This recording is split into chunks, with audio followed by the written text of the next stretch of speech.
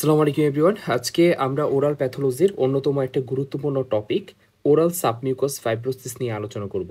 এই টপিকটা আরেকটা কারণে গুরুত্বপূর্ণ, কারণ আমাদের এই ইন্ডিয়ান সাবকন্টিনেন্টে এই রোগের প্রাদুর্ভাব অনেক বেশি, যার কারণে এটাকে স্পেসিফিকলি গ্লোবালি ইন্ডিয়ান ডিজিজ হিসেবেও পরিচিত। কেন এই অঞ্চলে এই ওরাল সাবমিউকাস ফাইব্রোসিসটা অতিমাত্রায় কমন?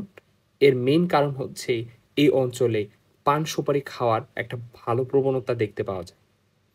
অর্থাৎ তার মানে পান সুপারি খাওয়ার সাথে এই ওরাল সাবমিউকাস ফাইব্রোসিস ডেভেলপ করার একটা গুরুত্বপূর্ণ কানেকশন আছে। এবং একই সাথে আরেকটা কারণে এটা অনেক বেশি গুরুত্বপূর্ণ একটা টপিক, কারণ oral submucous fibrosis is one kind of pre cancerous condition. অর্থাৎ এখান থেকে পরবর্তীতে ম্যালিগন্যান্ট ট্রান্সফরমেশন হওয়ার পসিবিলিটি ব্যাপক। ক্লিয়ার? তো এই এত গুরুত্বপূর্ণ একটা টপিক নিয়ে আজকে আমরা খুব বিস্তারিত আলোচনা করব। তোমাদের সাথে আমি আছি এস এম রিয়াজুল ইসলাম রিয়াজ, অধ্যয়ন করতেছি মাইমিসি medical college final year 20-21 session. তো শুরু করা যাক। এখানে ওরাল সাবমিউকাস ফাইব্রোসিস এই নামটার দিকে আমি শুরুতে একটু হাইলাইট করতে বলবো। এখানে দুইটা গুরুত্বপূর্ণ ওয়ার্ড আছে, একটা হচ্ছে সাবমিউকাস আর একটা হচ্ছে ফাইব্রোসিস। এখানে সাবমিউকাস বলতে বোঝায় ওরাল যে মিউকোসা, সেই ওরাল মিউকোসার অনেকগুলো লেয়ার আছে। আমরা একটু পরে এই প্রত্যেকটা লেয়ার সম্পর্কে একটু ডিটেলসে আলোচনা করব। এটা হচ্ছে এই ওরাল মিউকোসা। সেই ওরাল মিউকোসার এই লেয়ারগুলোর মধ্যে অত্যন্ত গুরুত্বপূর্ণ একটা লেয়ার হচ্ছে সাবমিউকাস লেয়ার। অর্থাৎ এই সাবমিউকাস লেয়ারে যদি ফাইব্রোসিস হয়, সেটাকে আমরা ওরাল সাবমিউকাস ফাইব্রোসিস বলতে পারি। অ্যাকচুয়ালি আমাদের নাম থেকে আমরা এইটুকু উপলব্ধি করতে পারতেছি যে ওরাল সাবমিউকাস ফাইব্রোসিস বলতে বোঝায় ফাইব্রোসিস হয়। কোথায় ফাইব্রোসিস হয়? ওরাল মিউকাসের সাবমিউকাস লেয়ারে। ক্লিয়ার? এখন প্রশ্ন হচ্ছে, ভাই ফাইব্রোসিস কি জিনিস? ফাইব্রোসিস সিম্পলি ওরাল সাবমিউকাস ফাইব্রোসিসের ক্ষেত্রে ফাইব্রোসিস টার্ম দ্বারা বোঝায় ওরাল টিস্যুর থিকেনিং, ওরাল টিস্যুটা থিক হয়ে যাবে এবং এটা স্টিফ হয়ে যাবে। এই যে থিক এবং স্টিফ কিভাবে হবে? মূলত এক্সেসিভ কোলাজেন প্রোডাকশনের মাধ্যমে। ক্লিয়ার? আমরা ফার্দার আরও বিস্তারিত আলোচনা করলে বুঝতে পারবা যে অ্যাকচুয়ালি ফাইব্রোসিস বলতে কি বোঝায়। বাট এখানে যদি আমরা অল্টারনেট নামগুলোর দিকে একটু তাকাই, এখানে তিনটা অল্টারনেট নাম আছে। একটা হচ্ছে ইডিওপ্যাথিক স্ক্লেরোডার্মা অফ মাউথ, আরেকটা হচ্ছে স্ক্লেরোজিং স্টোমাটাইটিস, আরেকটা হচ্ছে জাক্সটাইপিথিলিয়ার ফাইব্রোসিস। এখানে থার্ড নাম্বার যে নামটা, সেটার দিকে আমরা একটু হাইলাইট করতে বলবো। এখানে একটা ওয়ার্ড আছে যেটাকে বলা হয় জাক্সটা। এখানে জাক্সটা মানে হচ্ছে নিয়ার বাই বা অ্যাডজাসেন্ট, অর্থাৎ কোনো কিছুর সাথে সংলগ্ন অবস্থায় যে এরিয়াটা, সেটাকে আমরা জাক্সটা এরিয়া বলতে পারি। এখন কিসের সংলগ্ন অবস্থায়? মূলত এপিথেলিয়ামের সংলগ্ন অবস্থায়। এপিথেলিয়াম বলতে কোনটা বোঝায়? আমরা যে ওরাল মিউকাসের লেয়ারগুলোর দিকে তাকাই, তাহলে উপরের দিকে এই অংশটুকু, এই পুরো অংশটুকুকে বলা হয় ওরাল এপিথেলিয়াম। Oral epithelium. আর ওরাল এপিথেলিয়ামের সাথেই থাকে ল্যামিনা প্রোপিয়া অংশটুকু। তো এই ল্যামিনা প্রোপিয়ার অংশটুকুকে আমরা মূলত জাক্সটা এপিথেলিয়াল রিজন বলতে পারি। অর্থাৎ জাক্সটা এপিথেলিয়াল ফাইব্রোসিস বলতে বোঝায় ফাইব্রোসিসটা অ্যাকচুয়ালি সাবমিউকাস লেয়ারে হয় না, এটা মূলত হয় জাক্সটা এপিথেলিয়াল রিজিয়নে, অর্থাৎ ল্যামিনা প্রোপিয়াতে। ক্লিয়ার? অর্থাৎ তুমি বলতে পারো এই oral submucous fibrosis one kind of misnomer. অর্থাৎ নাম দ্বারা আমরা বুঝতে পারতেছি যে ফাইব্রোসিস হয় সাবমিউকাস লেয়ারে, বাট অ্যাকচুয়ালি এই ফাইব্রোসিসটা হয় জাক্সটা এপিথেলিয়াল লেয়ারে। ক্লিয়ার? তো এটার সপক্ষে একটা শক্ত যুক্তি হচ্ছে, আমরা যদি প্রিন্টবর্গের ডেফিনিশনটার দিকে একটু তাকাই, এখানে ক্লিয়ারলি বলছে যে ফাইব্রো ইলাস্টিক চেঞ্জ হবে কোথায়? হবে ল্যামিনা প্রোপিয়াতে, এবং একটা ইনফ্লামেটরি রিয়াকশন হবে, সেটাও তাও জাক্সটা এপিথেলিয়াল রিজিয়নে। তার মানে কি পুরো বিষয়টাই ঘটতেছে জাক্সটা এপিথেলিয়াল রিজিয়ন অথবা ল্যামিনা প্রোপিয়াকে কেন্দ্র করে। ক্লিয়ার? তো এবার আমরা যেহেতু এইটুকু বুঝতে পারলাম যে oral submucous fibrosis is one kind of misnomer, তো এবার আমরা চলে আসি শুরুতেই, সেটা হচ্ছে ওরাল মিউকোসার বিভিন্ন লেয়ার সম্পর্কে একটা শর্ট ভাবে ব্রিফ দেওয়া। যদি তুমি ওরাল মিউকোসার প্রত্যেকটা লেয়ার বা প্রত্যেকটা পার্টস সম্পর্কে ভালো মতো বুঝতে পারো, তাহলে আলটিমেটলি কিন্তু ওরাল সাবমিউকাস ফাইব্রোসিসের প্যাথোজেনেসিস বা ফার্দার আলোচনাগুলো খুব ভালো মতো বুঝতে পারবা। ক্লিয়ার? তো আমরা চলে আসি ওরাল মিউকোসার ক্ষেত্রে। ওরাল মিউকোসাটাকে আমরা মোটা দাগে দুইটা রিজনে ভাগ করতে পারি। একটা হচ্ছে উপরের ওরাল এপিথেলিয়াম রিজন, আর নিচের হচ্ছে কানেকটিভ টিস্যু রিজিয়ন। তার মানে কি দুইটা লেয়ার পাইছি, একটা হচ্ছে নিচের দিকে কানেকটিভ টিস্যু আর উপরের দিকে ও এপিথেলিয়াম। তাহলে উপরের এপিথেলিয়াম আর নিচের কানেকটিভ টিস্যু এরা পরস্পর পরস্পর সেপারেটেড থাকে একটা বেসমেন্ট মেমব্রেন দিয়ে। এই যে বেসমেন্ট মেমব্রেনটা আমরা হাইলাইট করতেছি, this is the basement membrane. অর্থাৎ এই বেসমেন্ট মেমব্রেনটাই কিন্তু আন্ডারলাইং কানেকটিভ টিস্যু থেকে ওপরের এপিথেলিয়ামটাকে আলাদা করে রাখে। ক্লিয়ার? আর এই বেসমেন্ট মেমব্রেনের উপর এক সারির সেল, এই যে সেলের যে লেয়ারটা, ফার্স্ট যে লেয়ারটা পাবা, বেসমেন্ট সংলগ্ন অবস্থায় যে লেয়ারটা পাবা, সেই লেয়ারটাকে বলা হয় বেসাল সেল লেয়ার। কি বলা হয়? Basal cell layer.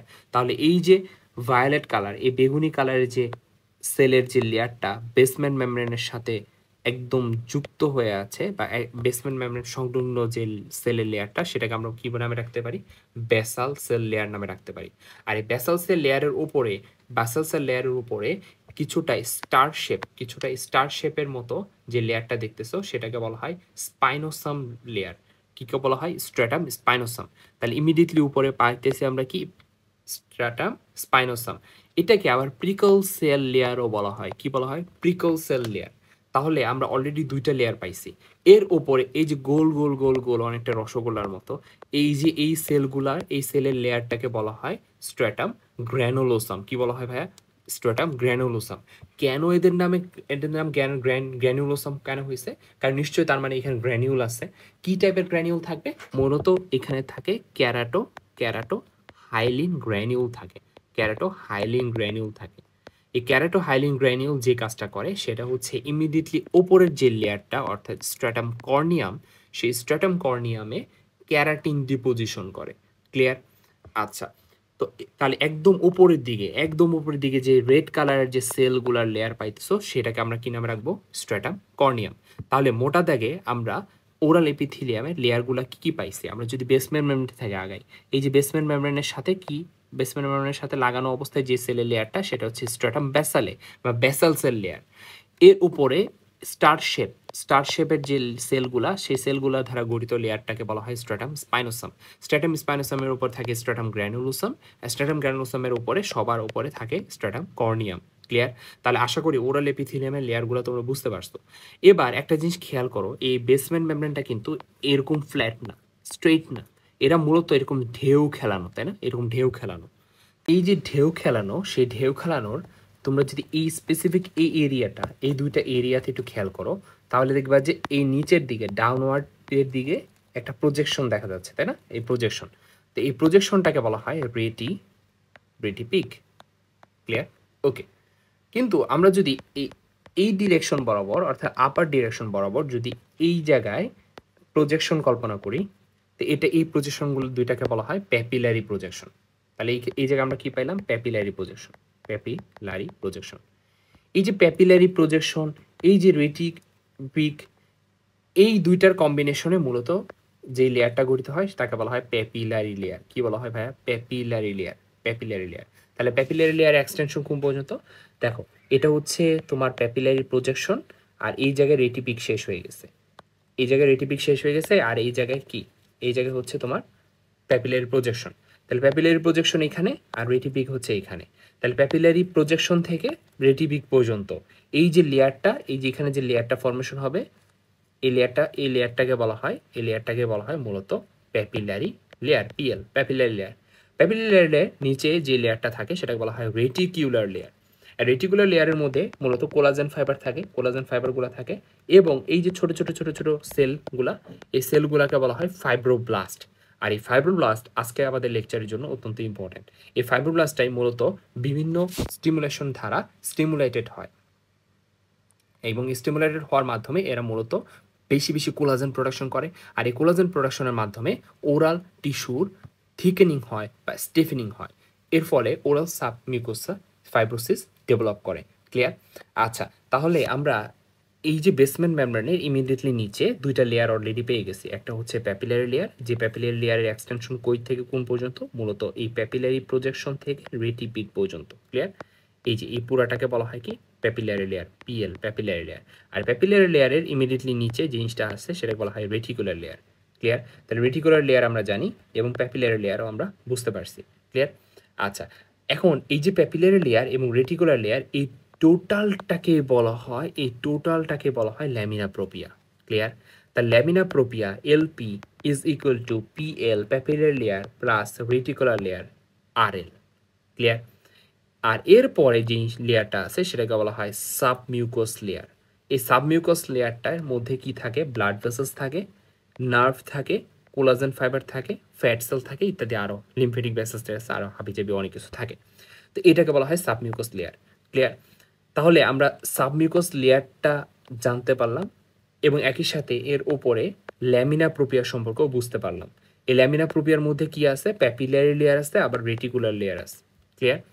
আর এই যে ল্যামিনা প্রোপিয়া আর নিচে থাকা সাবমিউকাস লেয়ার, এই পুরাটাকে বলা হয় কানেকটিভ টিস্যু লেয়ার। আমরা শুরুতেই বলছিলাম যে ওরাল মিউকোসটাকে আমরা মোটা থেকে দুইটা ভাগে ভাগ করব। একটা হচ্ছে কানেকটিভ টিস্যু লেয়ার আর উপরে হচ্ছে এপিথেলিয়াল লেয়ার। তো এপিথেলিয়াল লেয়ারের মধ্যে তো আমরা অলরেডি বলেই দিছি এটা কোন কোন সেলগুলো থাকে। মূলত সেলের লেয়ার থাকে, বেসমেন্ট মেমব্রেন সংলগ্ন অবস্থায় বেসাল সেল লেয়ার থাকে, এর উপরে প্রিকল সেল বা স্টার শেপ সেলের যে লেয়ারটা সেটাকে বলা হয় স্ট্রাটাম স্পাইনোসাম, এরপরে গ্রানোসাম, এরপরে কর্নিয়াম। তো এইটাকে বলা হয় oral epithelium layer. Oral epithelium layer নিচে আন্ডারলাইং কানেকটিভ টিস্যু লেয়ারের সাথে বেসমেন্ট মেমব্রেন দ্বারা পৃথক থাকে এবং বেসমেন্ট মেমব্রেনের পরেই মূলত শুরু হয় কানেকটিভ টিস্যু লেয়ার। এবং কানেকটিভ টিস্যু লেয়ার প্রথম জিনিসটা পাবা সেটা হচ্ছে প্যাপিলারি লেয়ার পাবা, এরপরে রেটিকুলার লেয়ার পাবা। আর এই প্যাপিলারি লেয়ার রেটিকুলার লেয়ারকে কম্বাইনলি বলা হয় ল্যামিনা প্রোপিয়া। আর ল্যামিনা প্রোপিয়ার নিচে জিনিসটা থাকে সেটা হচ্ছে সাবমিউকাস লেয়ার।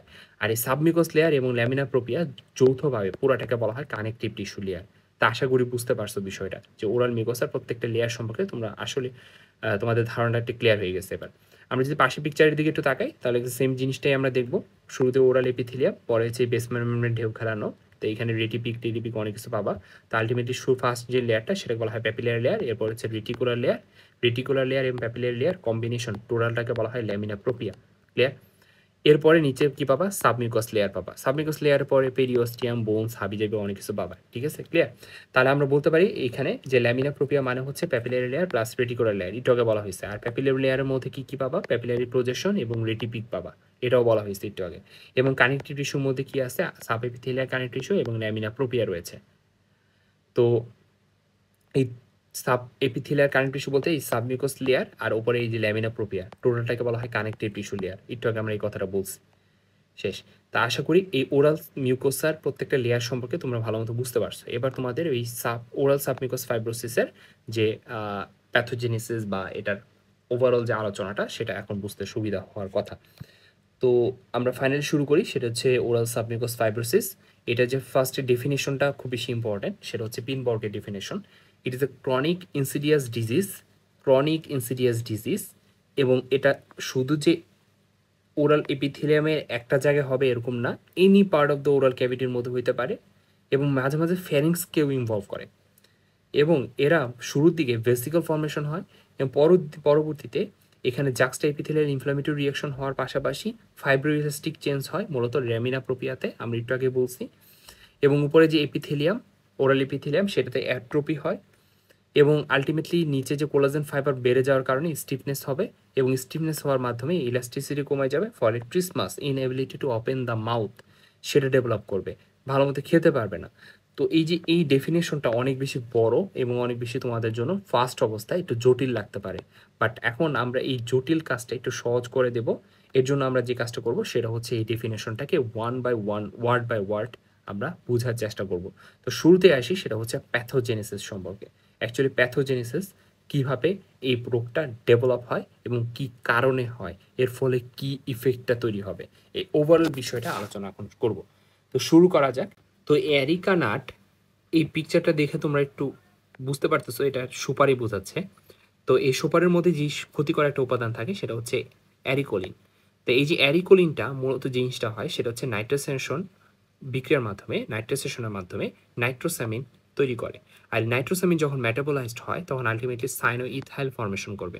আর এই সাইনোইথাইলটা মূলত ডিএনএর মধ্যে থাকা মিথাইল গুয়ানিন এর সাথে বাইন্ড করার মাধ্যমে ম্যালিগন্যান্ট ট্রান্সফরমেশন করে থাকে।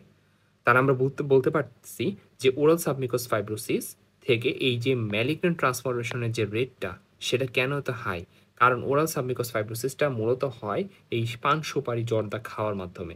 অর্থাৎ এই পান এবং সুপারি, বিশেষ করে সুপারির মধ্যে কি থাকে? সুপারির মধ্যে মূলত থাকে হচ্ছে অ্যারিকোলিন থাকে। সেই অ্যারিকোলিনটা পরবর্তীতে কি প্রোডাকশন করবে?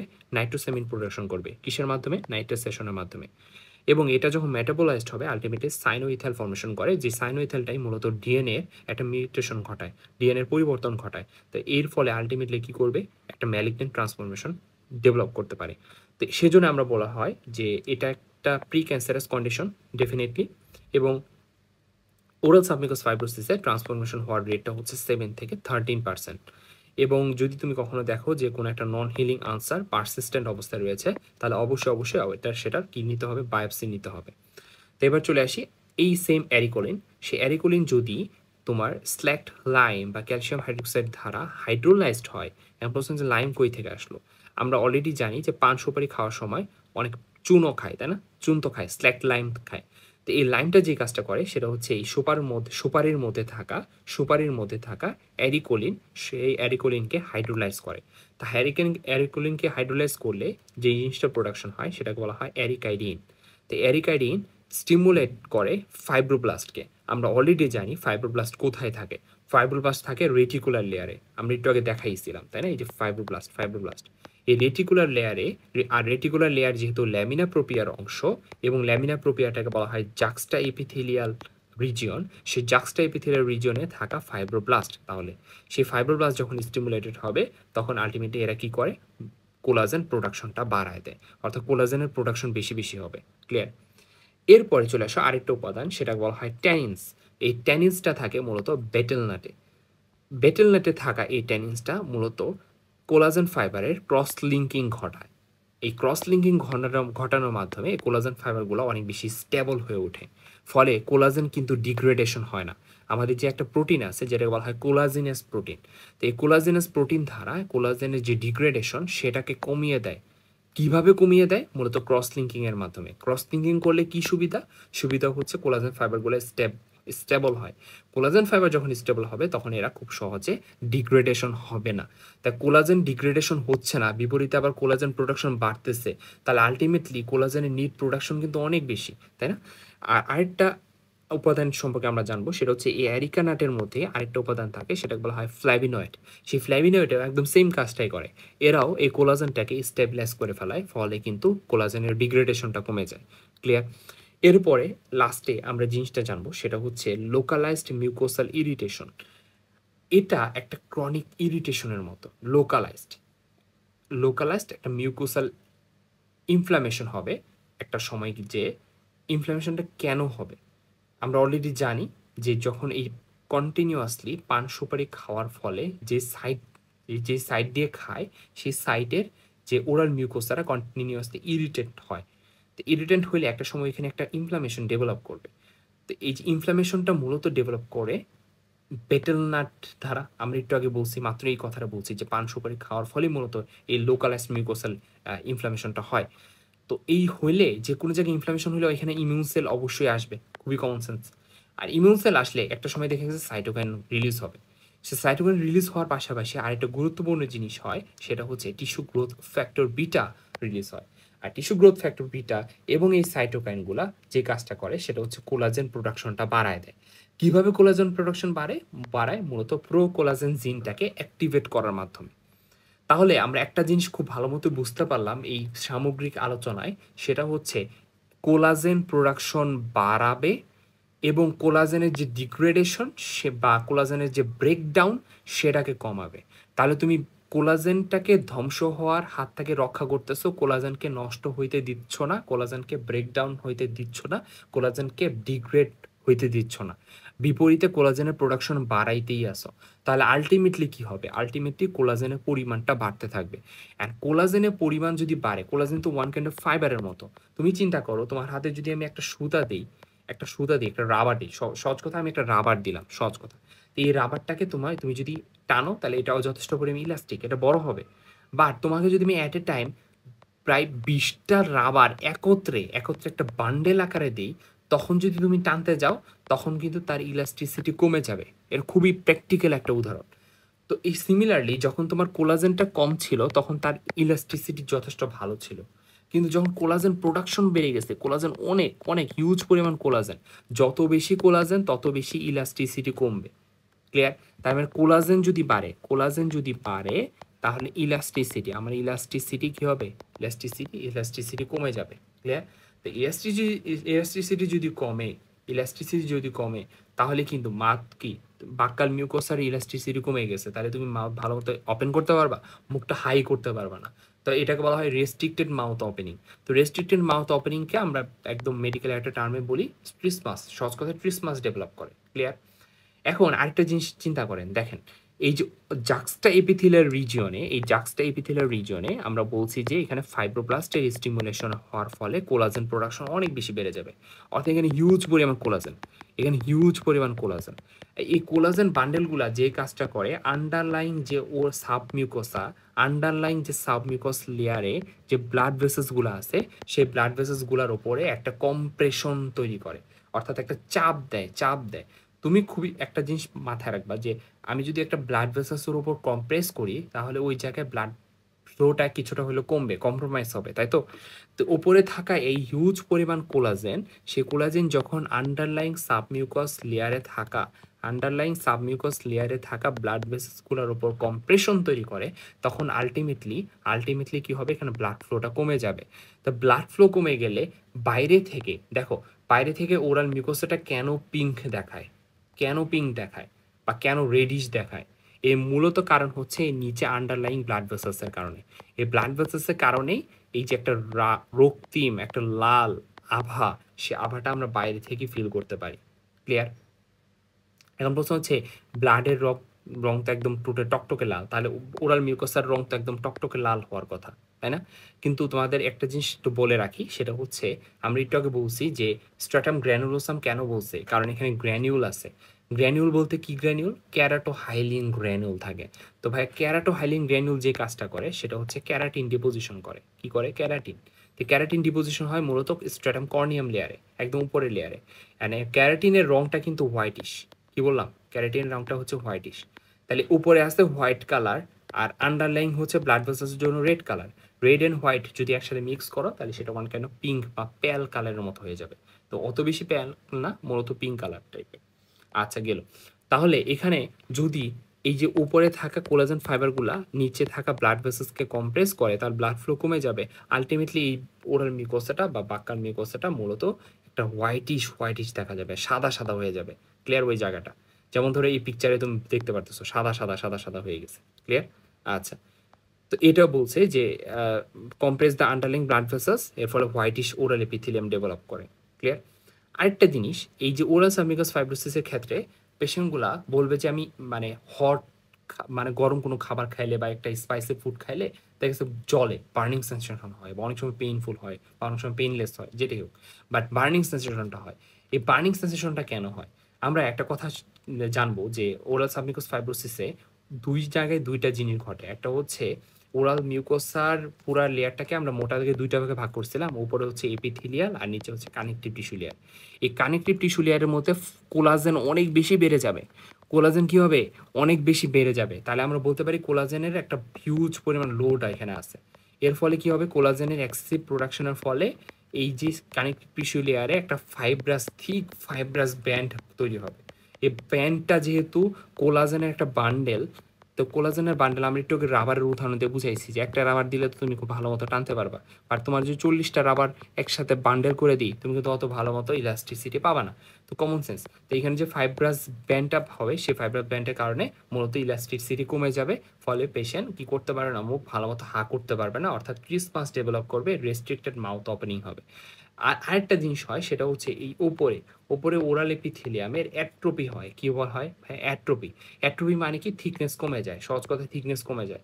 তো এখানে যদি থিকনেস কমে যায়, ওরাল এপিথেলিয়ামে যদি থিকনেস কমে যায়, তাহলে আন্ডারলাইন যে সাবমিউকাস লেয়ার, সেই সাবমিউকাস লেয়ারে কি আছে? নার্ভ ভেসেলসগুলো আছে না, নার্ভ ফাইবারগুলো আছে না, সেই নার্ভ ফাইবারের নার্ভ এন্ডিং আছে, তো সে নার্ভ এন্ডিংয়ের ওপর একটা ইরিটেশন হবে, কারণ উপরে তো লেয়ার কমে গেছে, থিকনেস কমে গেছে। তো উপরের প্রোটেক্টিভ যে থিকনেসটা, সেই থিকনেস তো কমে গেছে অ্যাট্রোপি হওয়ার কারণে। ফলে আলটিমেটলি নিচে থাকা ইনারভেটেড নার্ভগুলো অনেক বেশি কি হবে, তোমার প্রেশার ফিল করবে। আলটিমেটলি কি হবে, দেখবা যে বার্নিং সেন্সেশন হচ্ছে। ঠিক আছে? আচ্ছা, তো আশা করি বুঝতে পারছো এই বিষয়টা যে ইনারভেটেড নার্ভ এন্ডিং গেটস প্রেশার, ফলে বার্নিং সেন্সেশন ডেভেলপ করে। কেন করে? মূলত এই যে অ্যাট্রোপি, কিসের অ্যাট্রোপি? ওরাল এপিথেলিয়াম অ্যাট্রোপির ফলে। তা আশা করি এই ওরাল মানে যে প্যাথোজেনেসিস, ওরাল সাবমিউকাস ফাইব্রোসিসের যে প্যাথোজেনেসিসটা সেটা একদম ভালো মতো বুঝতে পারছো। যদি আমরা কমন সাইটের কথা চিন্তা করি, কোথায় কোথায় হয়, বাকাল মিউকাসে অনেক বেশি হয়, রেট্রোমোলার এরিয়াতে হয়, সফট প্যালেটটা হচ্ছে বেশি হয়, ইভোলাতে হয়, বা তোমার ফেসিয়াল পিলার্সে হয়, এবং floor of the mouth and লিপে হয়। তো আমরা যদি ক্লিনিক্যাল ফিচারের দিকে একটু তাকাই, তাহলে ক্লিনিক ফিচারে আমরা কী কী পাবো? সেটা হচ্ছে একদম আর্লি স্টেজের দিকে বার্নিং সেন্সেশন হবে। আমরা অলরেডি বলছি কেন বার্নিং সেন্সেশন হয়, কী কারণে হয় এবং কখন হয়, যখন গরম ফুড এবং স্পাইসি ফুডটা নিবে সে। এবং শুরুর দিকে যদি ওই স্পেসিফিক এরিয়াতে যদি তুমি একটু পালপেশন করে দেখো, দেখবা যে ওয়েট লেদারি একটা ফিলিং পাইতেছো, এবং এখানে ছোটো ছোটো ভেসিকল ফর্মেশন হবে। সেই ভেসিকলগুলো আলটিমেটলি দেখা গেছে আলসারেশনের একটা তোমার সিমটম ডেভেলপ করে। কিন্তু পরবর্তীতে লেট স্টেজে ল্যাটারে যে জিনিসটা হয় সেটা হচ্ছে ফাইব্রোসিস হয় বেশি বেশি। ফাইব্রোসিস বেশি হলে কি হবে? কোলাজেন প্রোডাকশন বেশি হবে। অ্যান্ড এক্সেসিভ কোলাজেন যেই কাজটা করে, আন্ডারলাইং যে সাবমিউকাস লেয়ারে থাকা ব্লাড ভেসেলসের ওপর একটা কম্প্রেশন তৈরি করে। আর এই কম্প্রেশন তৈরি করলে কি হবে? ভাস্কুলারিটি কমে যাবে। আর ভাস্কুলারিটি কমে গেলে উপর থেকে কীরকম দেখাবে? প্যালর মানে হচ্ছে সাদাটে। একটু আগে আমরা বলছি অ্যাফেক্টেড এরিয়া কী হয়? সাদাটে দেখায়, এবং অনেক সময় হোয়াইট মার্বেল লাইক দেখায়। ক্লিয়ার? আর অ্যাডভান্স স্টেজে যেহেতু তোমার ফাইব্রোসিস অধিক হারে হয়, অর্থাৎ কোলাজেন প্রোডাকশন বেশি বেড়ে যায়, ফলে কিন্তু ইলাস্টিসিটি কমে যাবে। ফলে ওরাল মিউকোসা তার রেজিলিয়েন্সি কম যাবে, অথবা স্টিফনেস ডেভেলপ করবে, ফলে কিন্তু মুখ ভালো মতো হা করতে পারবে না, অর্থাৎ ট্রিসমাস ডেভেলপ করবে আলটিমেটলি। ক্লিয়ার? কারণ একটা থিক ফাইব্রাস টিস্যু বা ব্যান্ড ফর্মেশন হয়। এই ব্যান্ড, এটা হচ্ছে rigid band. Clear? Rigid band.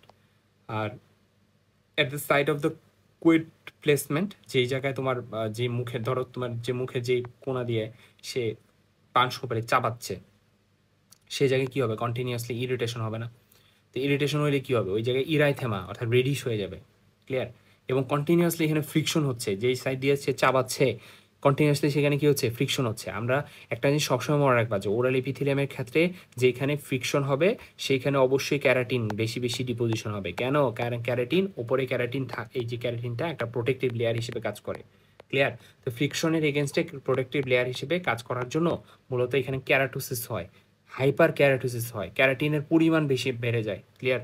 আচ্ছা, তো এই যে ক্যারাটিনের পরিমাণটা একটু বেড়ে যাবে, হোয়াইটিশ ক্যারাটোসিস হবে। এবং শুধু তাই না, এর ফলে এখানে একটা ফ্ল্যাকিং সার্ফেস ডেভেলপ করবে। এই যে হালকা হালকা রেডিশ হয়ে গেল বা ক্যারাটোসিস হলো, যে মানে যেই সাইড দিয়ে সে পান সুপারি চাবাচ্ছে সেই সাইডটায় থাকা মিউকোসা, সেই মিউকোসার যে অ্যাপিরিয়েন্সটা সেটা কীরকম হয়ে যাবে? ইরেথেমা হয়ে যাবে, ক্যারাটোসিস হয়ে যাবে, ফ্ল্যাকিং সার্ভিস হয়ে যাবে। তো এটাকে বলা হয় ব্যাটিচিয়াল মিউকোসা। আর তুমি যদি ইউভুলার দিকে তাকাও, ইউভুলারটা অনেকটা কী হয়ে যাবে? তোমার টেনিস বলের মতো, অনেকটা পাট লাইক বা হকি স্টিকের মতো, হকি স্টিক শেপের ইউভুলা ডেভেলপ করবে, ইউভুলা হবে। এই ইউভুলার দিকে যদি তুমি দেখাও, দেখবে যে হকি স্টিকের মতো, হকি স্টিক এই যেরকম হবে, হকি স্টিক এরকম। ক্লিয়ার? হকি স্টিকের মতো বার্ড শেপের মতো। তা আশা করি ক্লিনিক্যাল ফিচারটাও বুঝতে পারছো, এবং ক্লিনিক্যাল ফিচার বোঝারই কথা, কারণ আমরা প্যাথোজেনিসিসে অনেক কিছু আলোচনা করে দিছি কোনটা কীভাবে আসছে।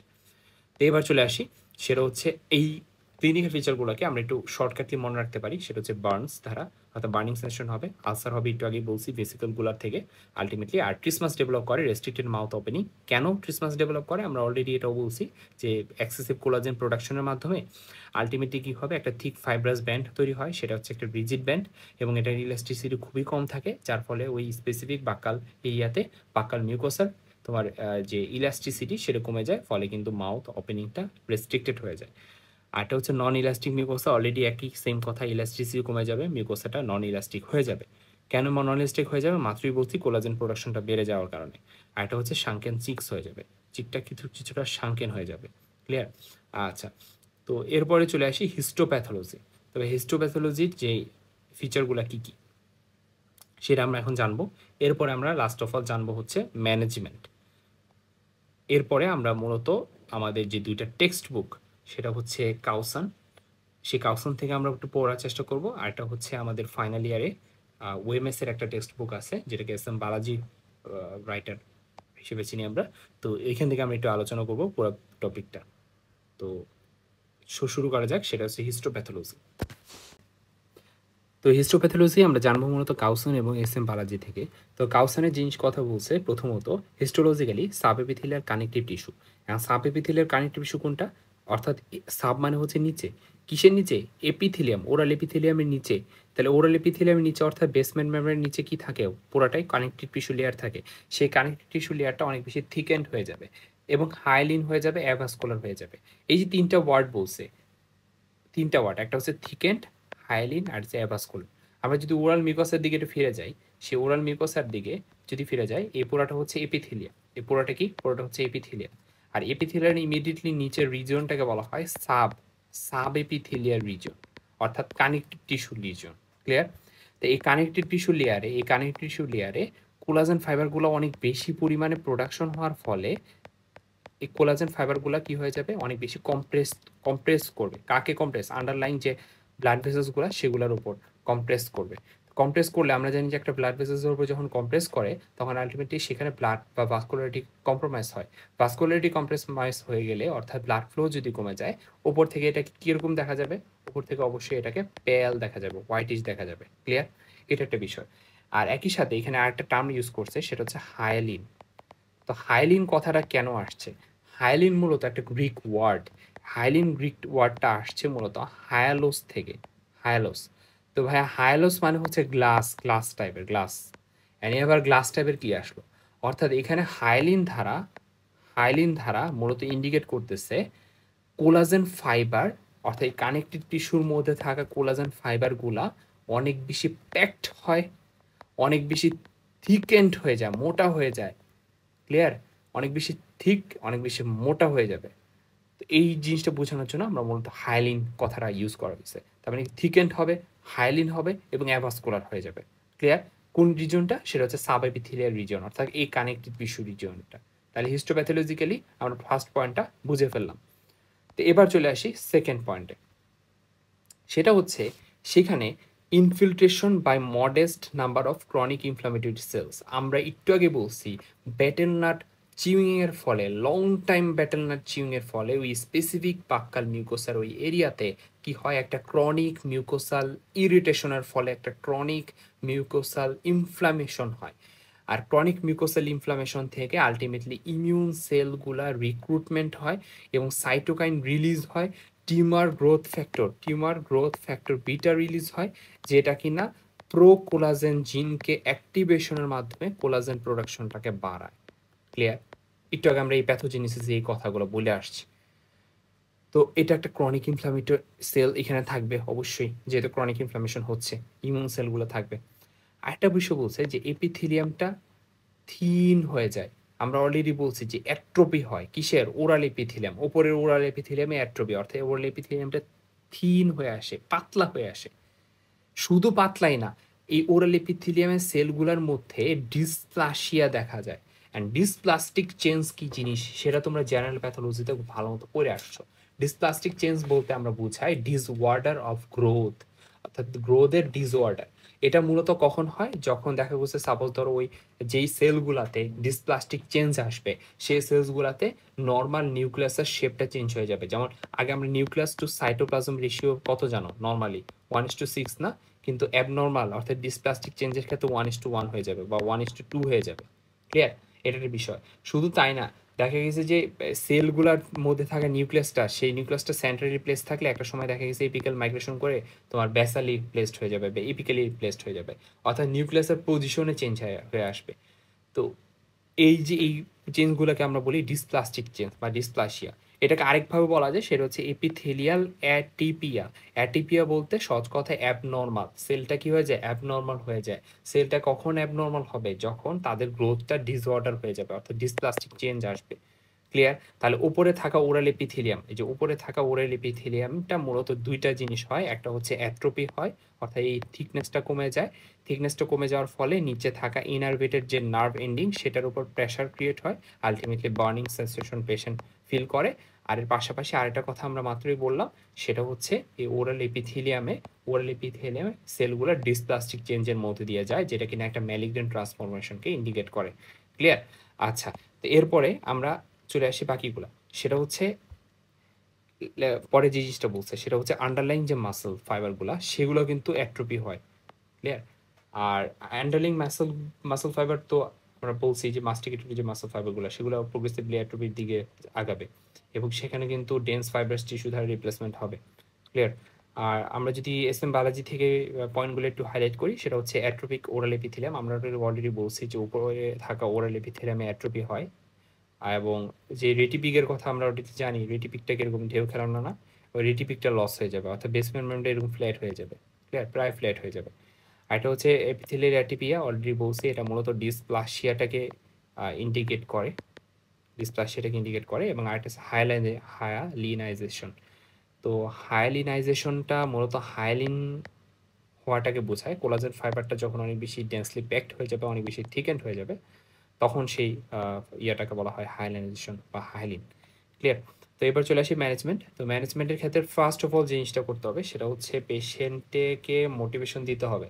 কারণ বিহেভিয়ার থেরাপি যদি না দেওয়া হয় বা হ্যাবিট যদি না চেঞ্জ না করে, তুমি চিকিৎসা করতেছো, মেডিকেশন দিতেছো বা সার্জিক্যাল ইন্টারভেনশন করছো, ভালো কথা, ট্রিটমেন্টের জন্য পেশেন্ট যাতে সুস্থ হয়ে যায়। বাট পেশেন্ট যদি আবার আহ, বাড়িতে যে আবার যদি সে পান মশালা খায় বা গুটখা খায় বা দেখা গেছে যে পান সুপারি আবারও খাওয়া শুরু করে, সে যদি এই স্টিমুল্যান্টগুলো যদি না ছাড়তে পারে, তাতে লাভ নাই আলটিমেটলি।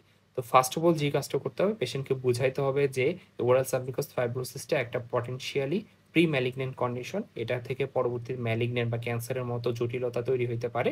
তো সেটার জন্য যেন যে ইরিটেন্টগুলো সেগুলো যেন রিমুভ করে, অর্থাৎ সে যেন পান সুপারি যদি খায় থাকে সেটা অবশ্যই বর্জন করতে হবে, এটা একটা বিষয়। আর এর পাশাপাশি তাকে আমরা কিছু নিউট্রিশনাল থেরাপি দিতে পারি, যেমন ভিটামিন দিতে পারি বিভিন্ন ধরনের। এই ভিটামিনগুলো মূলত এপিথেলিয়াইজেশনে সহায়তা করে, অর্থাৎ যে এপিথেলিয়াম লেয়ারটা, ওরাল এপিথেলিয়াম লেয়ারটা যে অ্যাট্রোপিক হয়ে গেছিল, ওরাল এপিথেলিয়াম লেয়ারটার যে থিকনেস কমে গেছিল, সেই থিকনেসটা আবার পুনরায় পুনরুদ্ধার হবে, পুনরায় নর্মাল অবস্থায় ফিরে আসবে। এর পাশাপাশি কিছু তোমার আয়রন, কিছু ধরনের মিনারেলস বা আয়রন বা কপার এগুলো সাপ্লিমেন্ট দিতে পারি। এর পাশাপাশি ওরাল ফিজিওথেরাপি খুব বেশি কাজে লাগে, মোটামুটি কাজে লাগে oral physiotherapy. Restricted mouth opening এর ক্ষেত্রে মাইক্রোওয়েভ ডায়াথার্মি ইউজ করতে পারি। মেডিকেল ট্রিটমেন্টের ক্ষেত্রে সবচেয়ে ইম্পর্টেন্ট হচ্ছে ইন্টারল্যাশনালি ইনজেকশন। তো ইন্টারল্যাশনালি ইনজেকশনের ক্ষেত্রে আমরা মূলত কর্টিকোস্টেরয়েড ইউজ করি। সেই কর্টিকোস্টেরয়েড হিসেবে যদি হাইড্রোকর্টিসন হইতে পারে, বা দেখা গেছে যে ডেক্সোম্যাথাসনও হইতে পারে, অথবা টপিক্যালি ইনজেকশন না দিলেও দেখা গেছে টপিক্যালি যদি ইউজ করতে হয়, তাহলে ট্রায়ামসিলোনন অ্যাসিটামাইড 0.1% দেওয়া যেতে পারে। তো এই কর্টিকোস্টেরয়েড দেওয়ার মূল উদ্দেশ্য হচ্ছে যে মাউথটা রেস্ট্রিক্টেড হয়ে গেছে, সে রেস্ট্রিক্টেড মাউথের একটা শর্ট টার্ম ইমপ্রুভমেন্টের জন্য মূলত এই ইন্টারন্যাশনাল ইনজেকশনটা দেওয়া হয় কর্টিকোস্টেরয়েডের। এবং আরেকটা কাজ করে সেটা হচ্ছে বার্নিং সেশনটা কমায় দেয়। ক্লিয়ার? আচ্ছা, তো এরপর চলে আসি সার্জিক্যালের মধ্যে মোস্ট ইম্পর্টেন্ট, সবচেয়ে বেশি কমন জিনিসটা সেটা হচ্ছে বায়োল্যাটারাল ন্যাসোলিবিয়াল ফ্ল্যাপ। আমরা একটু পরে বায়োল্যাটারাল ন্যাসোলিবিয়াল ফ্ল্যাপটা কিভাবে হয় এটা নিয়ে একটা আমরা ক্লিনিক্যাল ভিডিও দেখব। তখন তোমরা আরো ভালো মতো বুঝতে পারবা যে অ্যাকচুয়ালি কিভাবে কি হয়। আর ফাইব্রোটমি জিনিসটা কি? ফাইব্রোটমি হচ্ছে আমরা যে একটু আগে বলছি যে ফাইব্রোসিসের ফলে একটা থিক ফাইব্রাস ব্যান্ড তৈরি হয় তোমার সাবএপিথেলিয়াল কানেক্টিভ টিস্যু লেয়ারে। তো মূলত ওই ফাইব্রাস ব্যান্ডটাকে যদি আমরা কেটে নিয়ে আসি, তখন সেটাকে ফাইব্রোটমি বলা হয়। সেটা করতে পারি আমার মতো স্ক্যালপেল ইউজ করে, অথবা ইলেকট্রোকটারি অথবা লেজারের মাধ্যমে।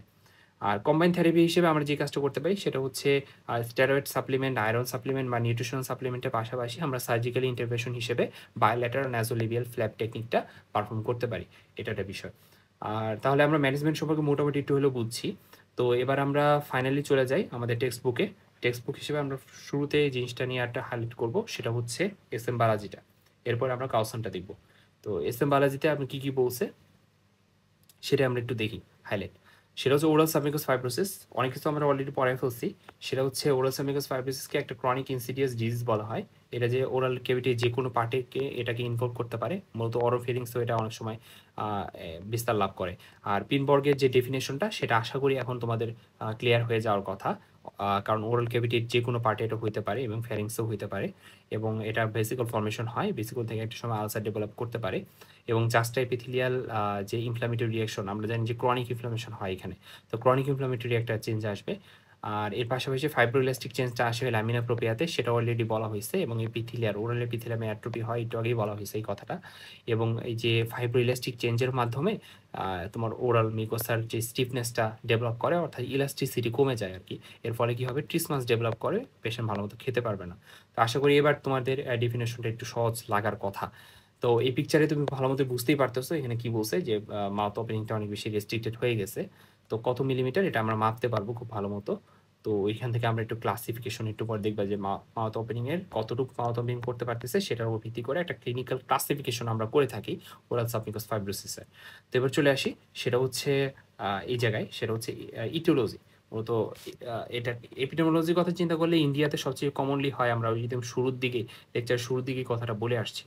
আর ইটিওলজির মধ্যে ক্রনিক ইরিটেশন, যেমন ধরো এরিকানাট মোস্ট কমনলি জিনিসটা হয়, লাইম, অনেকে স্ল্যাক লাইম খায়, চিলিস খায়, টোবাকো খায়।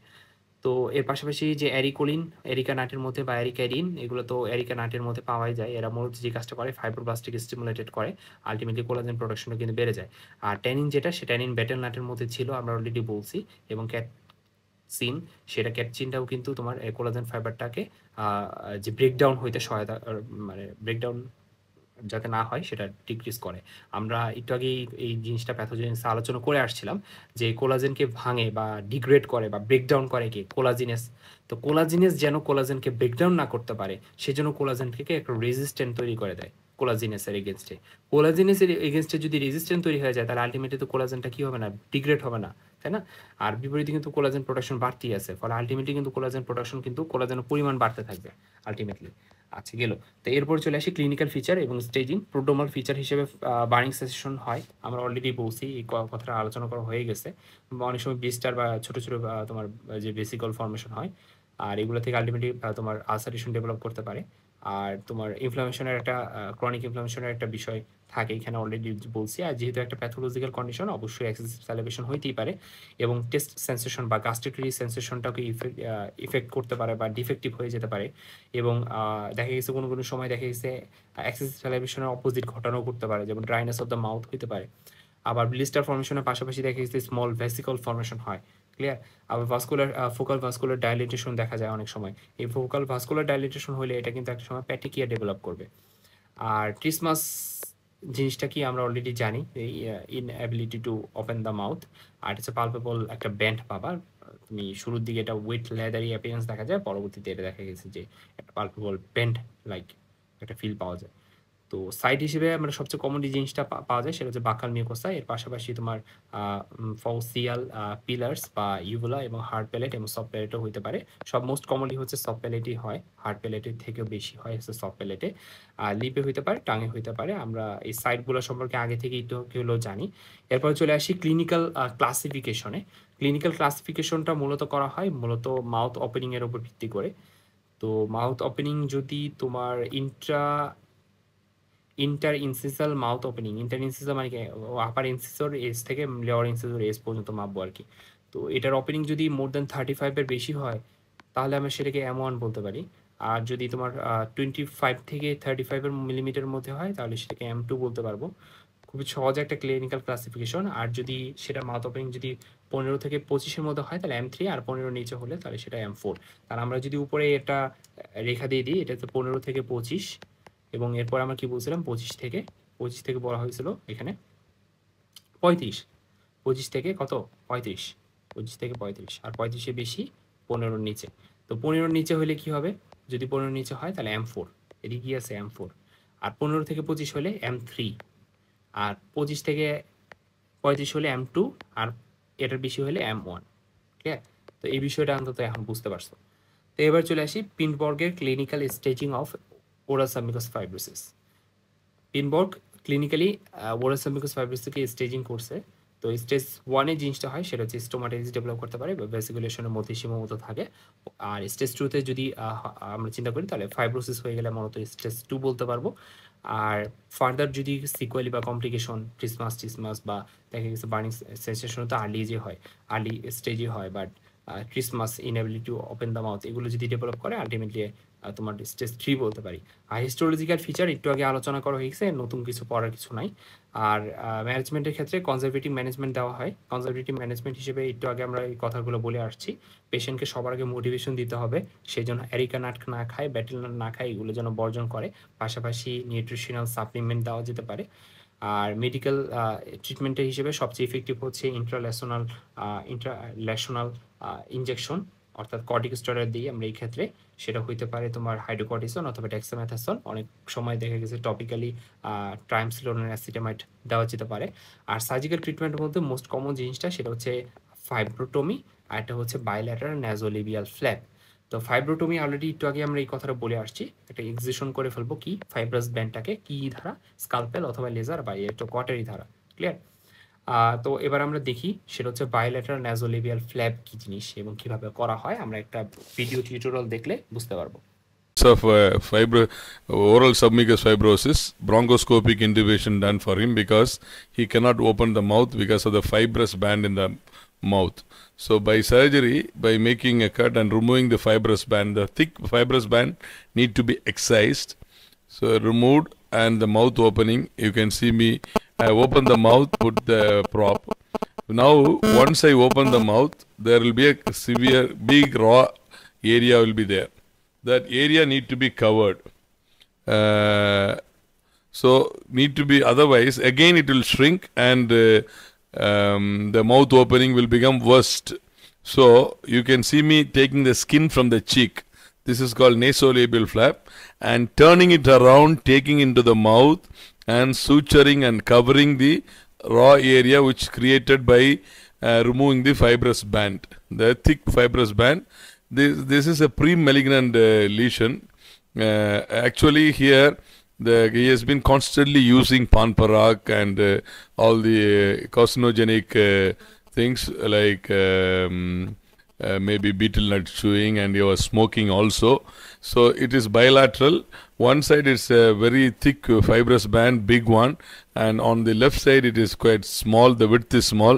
So you can see me mobilizing a nasolabial flap, quite thinner one, the width is less, and turning it around into the mouth and suturing it inside. You can see that.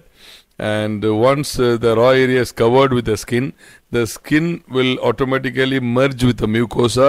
Later on it will also look like mucosa only, and the mouth opening will not be reduced.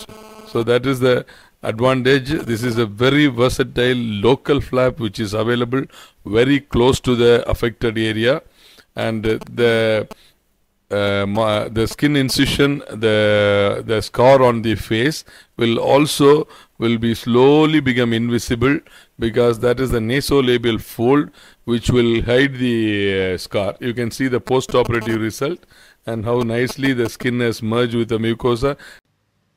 তো এখন bilateral ন্যাজোলেবিয়াল ফ্ল্যাপটা সবচেয়ে commonly কেন use করা হয়, কারণ এটার যে less chance of partial বা কমপ্লিট ফ্ল্যাপ ফেলোরের চান্সটা অনেক বেশি কম, এটা একটা বিষয়। ক্লিয়ার? আর অ্যাডভান্সড ওএসএমএফ অর্থাৎ ওরাল সাবমিউকাস ফাইব্রোসিসের ক্ষেত্রে এটা খুব ভালো কাজ দেয় রেস্ট্রিক্টেড মাউথ ওপেনিং চিকিৎসার ক্ষেত্রে।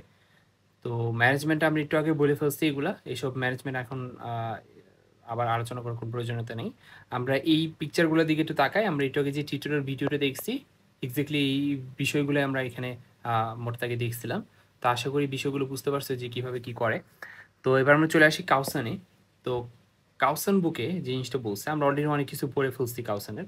সেটা হচ্ছে যে ওরাল সাবমিউকাস ফাইব্রোসিসের ফলে তোমার মাউথ ওপেনিংটা লিমিটেশন হয়ে যায়, লিমিটেড মাউথ ওপেনিং হয়, এটা একটা বিষয়। এর পাশাপাশি আরেকটা জিনিস সমস্যা হয়, সেটা হচ্ছে লিমিটেড মাউথ ওপেনিং। এই যে limitation of mouth opening, immobile হয়ে যায় এবং কন্ট্রাক্ট করে ফেলায়, ফলে দেখবে যে মুখটা হা করতে পারতেছে না। আর সবচেয়ে বড় ঝামেলার বিষয়টি কি, ঝামেলার বিষয় হচ্ছে ম্যালিগন্যান্ট ট্রান্সফরমেশন 4 to 8% কেসে। আমরা একটু আগে 7 to 13% একটা পার্সেন্টেজ পড়ছিলাম, সেটা হচ্ছে ওরাল সাবমিউকাস ফাইব্রোসিস। এটা থেকে স্কোয়ামাস সেল কার্সিনোমা হওয়ার চান্সটা হচ্ছে 7 থেকে 13%। বাট ওভারঅল যদি ম্যালিগন্যান্ট ট্রান্সফরমেশনের রেট বলি তাহলে 4 to 8%। আর আমরা অলরেডি জানি ব্যাটেল কোয়েট এগুলো এক্সট্রিমলি কার্সিনোজেন হিসেবে কাজ করে। আর ইন্ডিয়ান সাবকন্টিনেন্টে সবচেয়ে বেশি এটা করা হয়, মানে কনজিউম করা হয়। আর এরিকা নাটের মধ্যে জিনিসটা থাকে অ্যারিকোলিন থাকে। তো অ্যারিকোলিন যে কথা, অ্যালকালয়েডস একই কথা। এই অ্যালকালয়েডসকে একটা বিশেষ নামে রাখা হয় areca alkaloids. Clear? Areca alkaloids. আর এরিকা অ্যালকালয়েডস অনেক বেশি সাইকোট্রপিক। মানে সাইকোট্রপিক মানে কি? সাইকোট্রপিক মানে হচ্ছে এটা অনেক বেশি এডিকটিভ। আর পেশেন্ট যদি রেগুলার বেসিসে খায় কিন্তু এর সহজে কিন্তু ছাড়তে পারবে না। নেশা, অনেক নেশা টাইপের। এবার চলে আসি, সেটা হচ্ছে দুটো মেইন অ্যাডভার্স ইফেক্ট ব্যাটেল কুইডের। একটা হচ্ছে ওরাল ক্যান্সার, আর হচ্ছে সাবমিউকাস ফাইব্রোসিস। এগুলো আমরা অলরেডি জানি। এবং এই যে ক্যান্সারের রিস্কটা শুধুমাত্র যে ওরাল ক্যাভিটির মধ্যে সীমাবদ্ধ এমন না, এর পাশাপাশি ফ্যারিংসকে ইনভলভ করতে পারে, ইসোফ্যাগাসকেও ইনভলভ করতে পারে।